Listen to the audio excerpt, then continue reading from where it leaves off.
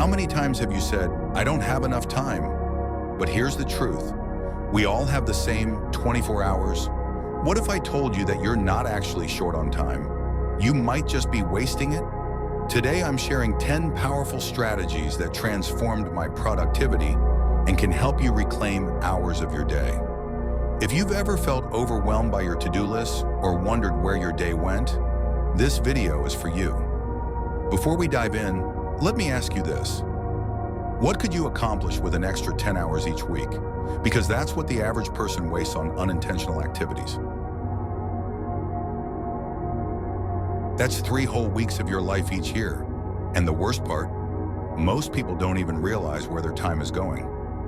Let me show you how to get it back. Strategy 1, time audit. The first strategy is simple but powerful. Conduct a time audit. You can't fix what you don't measure. For just 3 days, track everything you do in 30-minute blocks. And I mean everything, including how long you spend on social media, in meetings, commuting, or watching TV. When I first did this, I was shocked to discover I was spending nearly 2 hours daily just mindlessly scrolling through social media. That's 14 hours a week. Personal story. Download the time audit template in the description below and track your time for the next 3 days. No judgments, just data. Strategy 2, the 2-minute rule. Strategy number 2 is the 2-minute rule. If something takes less than 2 minutes to complete, do it immediately. This simple rule prevents small tasks from piling up and becoming overwhelming later. Plus, each completed task gives your brain a small dopamine hit, building momentum for bigger tasks. Instead of leaving dishes in the sink all day, wash them immediately after use. Instead of letting emails pile up, respond to quick ones right away. The key is being honest about what actually takes 2 minutes. Set a timer if you need to. Strategy 3, batching. Strategy 3, batching similar tasks together. Your brain uses significant energy when switching between different types of activities. By grouping similar tasks, you create efficiency through momentum and focus. For example, batch all your emails into 2 to 3 dedicated blocks per day. Schedule all your meetings on specific days or time blocks. Do all your content creation in one focused session. The trick is to be ruthless about protecting these batch time blocks. Turn off notifications and communicate your availability to others. Strategy 4, Eisenhower Matrix. Strategy 4 is using the Eisenhower Matrix to prioritize tasks based on importance and urgency. Divide your tasks into 4 categories: important and urgent. Do these tasks immediately. Important but not urgent. Schedule these tasks. Not important but urgent. Delegate these tasks when possible. Not important and not urgent. Eliminate these tasks completely. Most people spend too much time in quadrants 3 and 4, reacting to other people's priorities instead of focusing on what truly matters to them. Take your current to-do list and categorize each item using this matrix. Be honest about what's truly important versus just feeling urgent. Strategy 5, deliberate rest. The 5th strategy is deliberate rest. Productivity isn't about being busy all the time. It's about making your time count. Research shows that taking strategic breaks improves focus, creativity, and prevents burnout. The key is making these breaks intentional, not default behaviors when you're procrastinating. Techniques.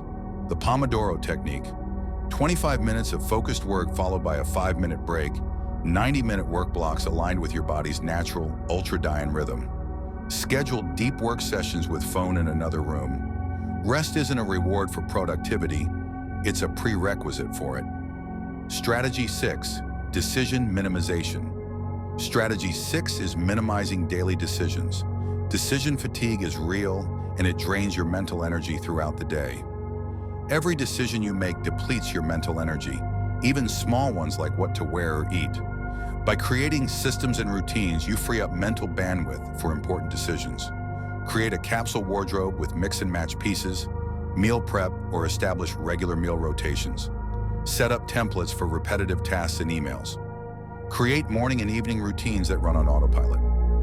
When I implemented this strategy, I saved about 45 minutes each day, and noticed my important work was much higher quality because I had preserved my decision-making energy. Strategy 7, strategic automation. Strategy 7 is strategic automation. In today's digital world, there's no reason to manually perform repetitive tasks. Think about any task you do more than once a week. Chances are it can be automated or streamlined.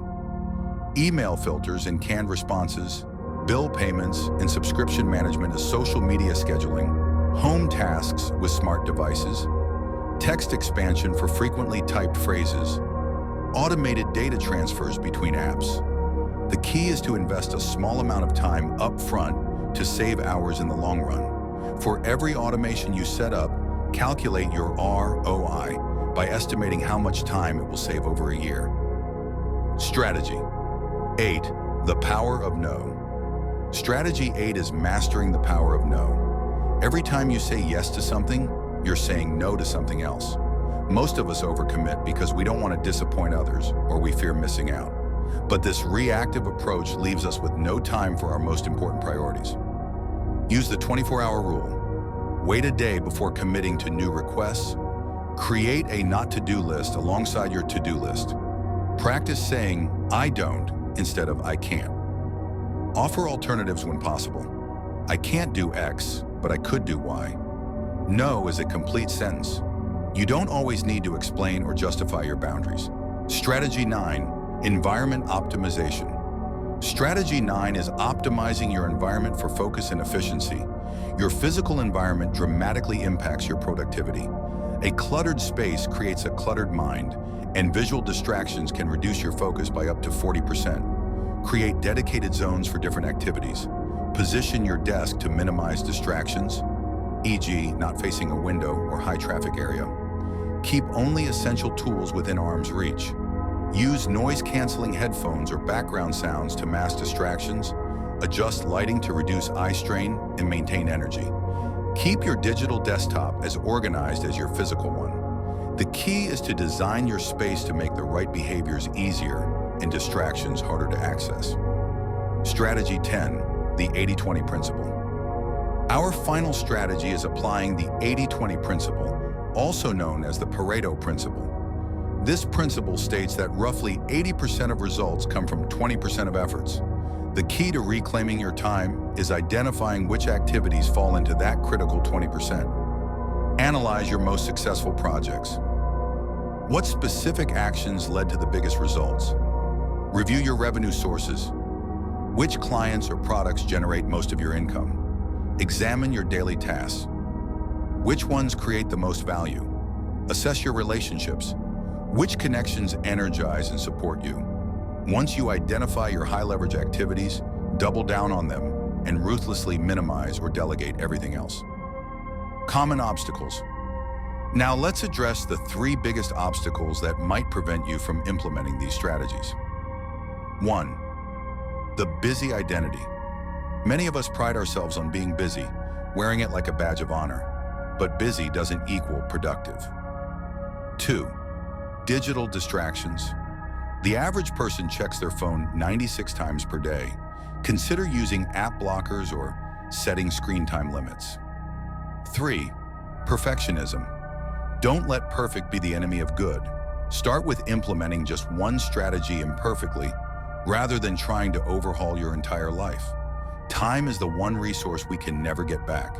By implementing these 10 strategies, you can reclaim hours of your day and direct your energy toward what truly matters. Which of these strategies resonated with you the most? Let me know in the comments below. And if you found this video helpful, give it a thumbs up and subscribe for more content on maximizing your potential.